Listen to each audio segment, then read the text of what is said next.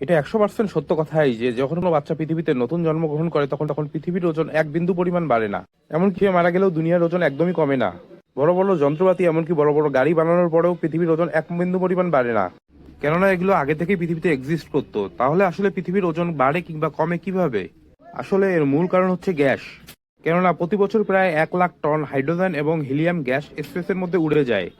আর ওজন বাড়ার বিষয়ের কারণ হলো স্পেস ডাস্ট। প্রতি বছর প্রায় 50,000 টন স্পেস ডাস্ট এবং মাটিকণা আমাদের পৃথিবীতে আসে। এর মানে হচ্ছে পৃথিবী প্রায় প্রতি বছর 50,000 টন ওজন হারায়। এটা 100% সত্য কথাই যে যখন কোনো বাচ্চা পৃথিবীতে নতুন জন্মগ্রহণ করে তখন তখন পৃথিবীর ওজন এক বিন্দু পরিমাণ বাড়ে না। এমনকি কেউ মারা গেলেও দুনিয়ার ওজন একদমই কমে না। বড় বড় যন্ত্রপাতি এমনকি বড় বড় গাড়ি বানানোর পরেও পৃথিবীর ওজন এক বিন্দু পরিমাণ বাড়ে না। কেননা এগুলো আগে থেকেই পৃথিবীতে এক্সিস্ট করতো। তাহলে আসলে পৃথিবীর ওজন বাড়ে কিংবা কমে কিভাবে? আসলে এর মূল কারণ হচ্ছে গ্যাস।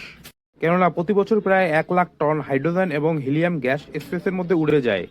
আর ওজন বাড়ার বিষয়ের কারণ হলো স্পেস ডাস্ট। প্রতি বছর প্রায় 50,000 টন স্পেস ডাস্ট এবং মাটিকণা আমাদের পৃথিবীতে আসে। এর মানে হচ্ছে পৃথিবী প্রায় প্রতি বছর 50,000 টন ওজন হারায়।